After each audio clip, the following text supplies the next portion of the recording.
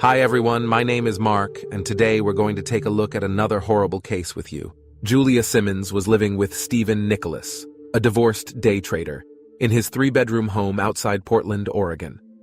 According to Julia, she and Stephen met online when she was looking for a place to rent. She thought Stephen was charming and nice.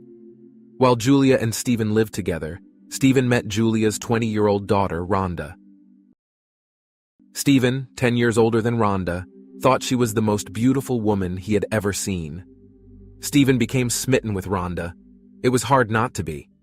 In addition to her beautiful looks, she had an incredible personality. What surprised Stephen the most was Rhonda appeared interested in him too, so they started to date. As their relationship progressed, Stephen and Rhonda became more serious. Eventually, the couple decided to live together, and Rhonda moved into Stephen's condo. During the time Stephen and Rhonda dated, he developed a close connection with her family, particularly her sisters, Melanie and Tessa. Initially, when Rhonda and Stephen began their relationship, Tessa was only 9 years old. She found Stephen incredibly fun and playful, which made her enjoy spending time with him. Years went by, and Stephen and Rhonda continued living together as a committed couple, but they never married. Rhonda often wondered what it would have been like to be married to Stephen. Her friends knew how badly she wanted to get married, and they felt she was holding out for hope. Stephen claimed they were going to get married in the summer of 2009, on his timetable. However, they did have a baby girl, and being a mother became the best part of her life. Her daughter became the focus of her world, and Rhonda cherished every moment she spent with her. She loved being a mom. Rhonda enjoyed being a mom and spending time with her daughter. However, she also yearned to restart her modeling career. According to Stephen, after Rhonda had their daughter, she was the heaviest she had ever been. Stephen claimed Rhonda felt disgusting.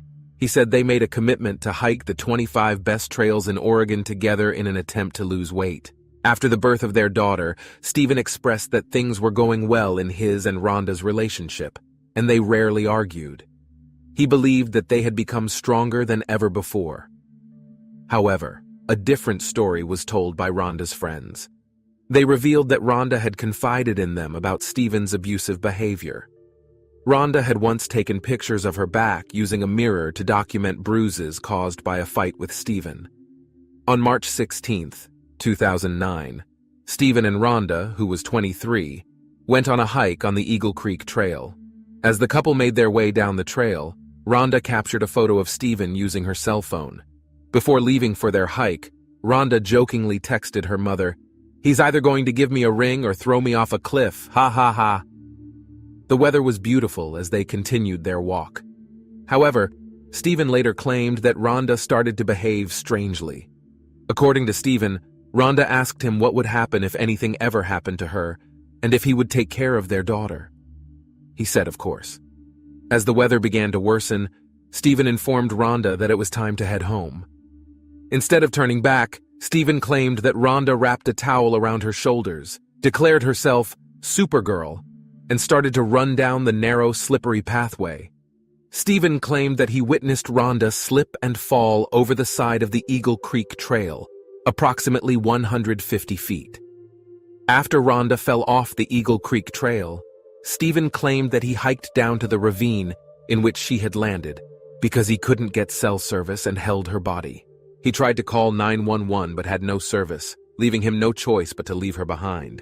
According to Stephen, he walked to the trailhead, where he finally managed to contact emergency services. Later that day, rescue workers removed Rhonda's body. According to Rhonda's family, Stephen showed no emotion during her memorial service. Stephen claims the exact opposite is true and said he was crying nonstop, and when he gets really sad, he shuts people out and wants to be alone. Shortly after Rhonda died, Stephen packed up his and their daughter's things and moved to the other side of Oregon with his daughter to live near his family. This move left Rhonda's family feeling suspicious. Rhonda's family wondered what had happened between the two of them during the moments leading up to Rhonda's death. In 2006, Stephen made a decision to relocate from the United States to China. This decision marked the beginning of a new chapter in his life. With his young daughter in tow, Stephen decided to settle in Wuxi, a city located approximately 75 miles outside of Shanghai. Stephen had lived in China during his first marriage and developed a love for the country and its people. While living in China, Stephen was hired to teach English to Chinese business people. His daughter, Rhonda, was adjusting to life in China quickly. Within 2 months of moving there, she had become fluent in Mandarin. Both Stephen and his daughter were thriving. During their time in China, Stephen met and fell in love with a woman named Landy Yin Yan. Landy and his daughter formed a strong bond, with Landy taking on the role of a mother figure. Stephen appreciated how Landy had stepped in and embraced the role of a parental figure to his daughter. After 1 year of dating, Stephen decided to take his relationship to the next level by asking Landy to marry him. To his delight, she said yes. In February 2015, Stephen and his daughter flew back to the United States, where the couple planned to marry. They decided to have 2 ceremonies, one in America and one in China, to accommodate both of their families and friends. Stephen and his daughter arrived in the United States 1 day before his fiancée. As they got off the plane in San Francisco to catch their connecting flight to Oregon, an officer approached Stephen and informed him they needed to detain him because there was something wrong with his bag. Little did he know that this encounter would set off a chain of events that would change his life forever. Minutes later, the police arrived and separated Stephen from his daughter. Unbeknownst to him, the entire time he had been living in China, detectives had been working diligently on his girlfriend Rhonda's death investigation. Suspicious circumstances surrounding Rhonda's fall from Eagle Creek prompted them to keep the inquiry going, and they eventually came to the conclusion that Stephen was the one who was responsible for her death. Rhonda's mother had been instrumental in keeping the investigation open. She reached out to the detectives all the time, asking for updates. The police arrested Stephen at the airport for Rhonda's murder and extradited him to Oregon. After Stephen was arrested, he claimed that he thought he was dreaming. Stephen hoped he would open his eyes and find himself home in China, with Landy by his side. However, this was no nightmare. This was real life. Stephen's bail was initially set at $2 million. He spent the next 14 months behind bars awaiting his trial. The judge reduced Stephen's bail to $250,000, and his attorney secured the bond. Then Stephen was released with an ankle monitor. When Rhonda's family found out Stephen had been arrested for her murder, they were overjoyed at the news, knowing that justice was finally being served. Rhonda's mother, in particular, could not contain her emotions as she heard the news and burst into tears. The arrest of Stephen brought a sense of relief and solace to Rhonda's loved ones, who had been mourning her loss for years.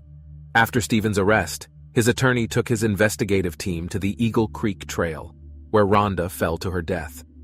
They wanted to conduct experiments to prove to the court that Rhonda slipped in an accident and was not pushed by Stephen. Stephen's defense attorney said the Eagle Creek Trail is one of the most hiked areas in the Columbia River Gorge because of the beauty of the area. During one of Stephen's preliminary hearings, the medical examiner who performed Rhonda's autopsy after her fall from Eagle Creek determined Rhonda's injuries were all below her waist. This discovery was pivotal to Stephen's defense strategy, as it provided them with an opportunity to argue that Rhonda had taken her own life. Stevens's defense team argued that the impact of hitting the ground caused Rhonda's broken pelvis, and evidence she had fallen feet first rather than tumbling head over heels, which would suggest she had been pushed. In addition to presenting evidence regarding Rhonda's injuries, the defense team also sought to utilize notes from her therapy sessions as evidence. These notes stated that Rhonda was depressed, but never expressed thoughts of taking her own life. Furthermore, Rhonda herself had described her relationship with Stephen as a loveless state. Stephen's defense team argued that Rhonda's depression and description of her relationship were indicators that she had chosen to take her own life.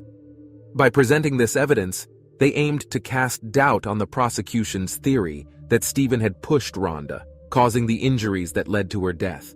Stephen later claimed that Rhonda was depressed and attempted to take her life multiple times before they ever met.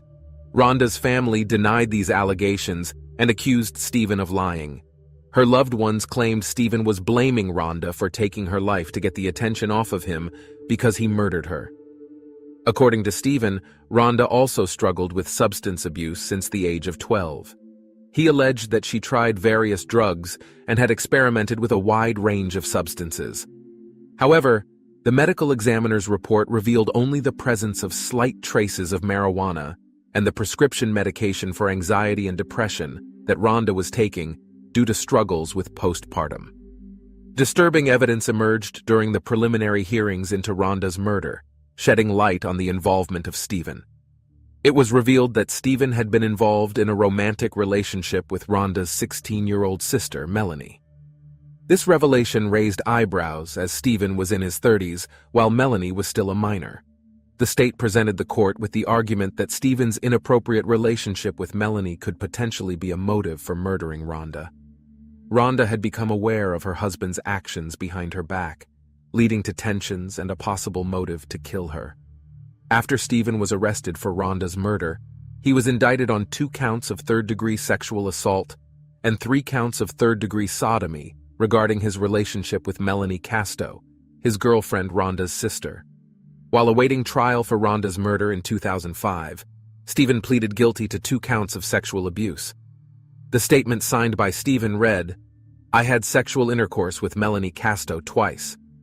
However, Stephen claimed that he was coerced into admitting the sexual abuse and that his admission was untrue. According to Stephen, the only reason he pleaded was that the law would allow him to fight and potentially regain custody of his daughter. Stephen said that he was desperate and wanted his daughter back. On the other hand, the state claimed that the relationship between Stephen and Melanie lasted over 4 years. Later, Stephen would admit he did have a sexual relationship with Rhonda's teenage sister. The state presented a text message Rhonda sent to her teenage sister Melanie, who had an illicit relationship with Stephen before she and Stephen went on that fateful hike on Eagle Creek the day she fell to her death. In the text message, Rhonda referred to Stephen as a piece of garbage and said Stephen used Melanie to hurt Rhonda. Rhonda's mother stated Rhonda knew that Stephen was trying to drive a wedge between Rhonda and Melanie. She claimed Rhonda loved her little sister and wanted to repair their relationship. According to the state, not all was well in the relationship between Rhonda and Stephen, as Stephen claimed. The court was provided with more evidence indicating that Stephen had a deviant sexual past. It was revealed that just 6 months after the mother of his daughter, Rhonda, passed away, Stephen was arrested and charged with 5 counts of sexual abuse for allegedly touching a 13-year-old girl. Stephen refuted these allegations, maintaining his innocence. However, he later admitted to sending a sexually suggestive text message and a picture with his shirt off to the victim. He acknowledged the inappropriate nature of his actions and pleaded guilty to 1 count of sexual harassment. At one of Stephen's preliminary hearings, the state presented the court with photos taken by Rhonda, documenting her bruised back. Rhonda's best friend said she witnessed Rhonda and Stephen fight a few times when she was on the phone with Rhonda and could hear them arguing in the background. In addition to these photos, the court also heard testimony from Stephen's ex-wife, who claimed that he had attempted to suffocate her and throw her over the railing of their 8th-floor apartment in November 2003. Stephen was not charged with any crime in China in relation to this incident, and he denied the allegations. Rhonda's family firmly believes that her boyfriend, Stephen, was responsible for her death. They feel he murdered her to cash in on a life insurance policy that he had taken out on her, which he had recently increased. Her mother expressed her suspicions, stating that Stephen had lost a substantial amount of money through day trading the previous year and was not financially stable. Furthermore, everyone who knew Rhonda can attest to the fact that she had a deep love for her 9-month-old daughters, and there is no way she would have taken her own life by jumping from Eagle Creek. In May 2017, Rhonda's family was shocked and horrified when they learned that the state had arranged a meeting with the defense and had come to an agreement.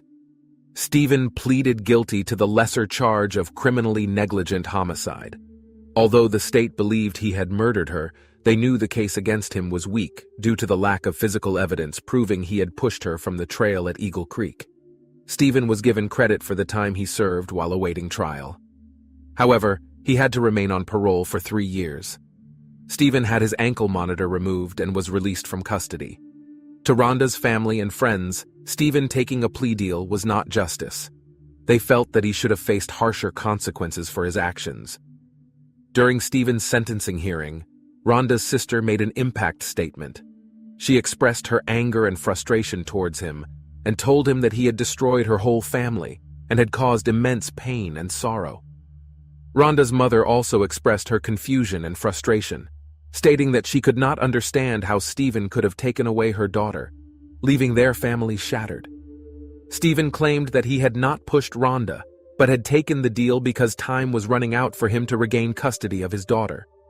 He stated that he had been willing to face the consequences of his actions for the sake of his child. However, despite Stephen's claims, Rhonda's family and friends remained unconvinced. During a 2018 interview, Stephen made a startling allegation regarding the fate of Rhonda, his war buddy. According to Stephen, on the day of her fatal fall, she was still alive when he hiked down Eagle Creek Trail and found her. The interviewer then questioned Stephen if he had put Rhonda out of her misery that day. Stephen responded by asking the interviewer a hypothetical question. If you shoot your war buddy because you see how much pain he's in, is that murder? He argued that such an act could be considered a justified homicide, although it was still a homicide. While Stephen never explicitly admitted to harming Rhonda, his comments allude to the possibility of his involvement in her death. In 2017, Rhonda's mother applied for Social Security survivor benefits on behalf of Rhonda's infant daughter. Rhonda's mother claimed that her granddaughter lived with her, and she promised to use the benefits solely for the baby's care. However, the state alleged that between April 2010 and December 2014, when Rhonda's mother claimed the little girl lived with her, she had, in fact, been living with her father, Stephen. The state charged Rhonda's mother with theft of government funds totaling nearly $40,000 over 5 years. Rhonda's mother's defense attorneys asserted that she was determined to prevent Stephen from getting custody of his and Rhonda's daughter. She didn't want Stephen to capitalize on the $1 million life insurance policy he had taken out on Rhonda's life. The defense argued that Rhonda's mother's actions were driven by her desire to protect her granddaughter and ensure she was not exploited. According to the defense, Rhonda's mother had a history of depression, which intensified after her daughter's death. In order to cope with her grief, she relied on marijuana as a means to self-medicate. The defense team contended that she used the drug as a crutch, that it clouded her judgment and impaired her ability to think clearly. The judge sentenced Rhonda's mother at the age of 53 to 1 month in a halfway house and 3 years of probation. This sentence was imposed after the mother pleaded guilty to the theft of government funds. In addition to the jail time and probation, Rhonda's mother was also ordered to pay back the stolen benefits, amounting to $39,124. Rhonda and Stephen's daughter had been in foster care since the Department of Human Services took custody of her in October 2015. This decision was made after Stephen had pleaded guilty to sexual abuse in the case of the 13-year-old girl. As a result, an Oregon court terminated his parental rights. However, Stephen appealed this decision.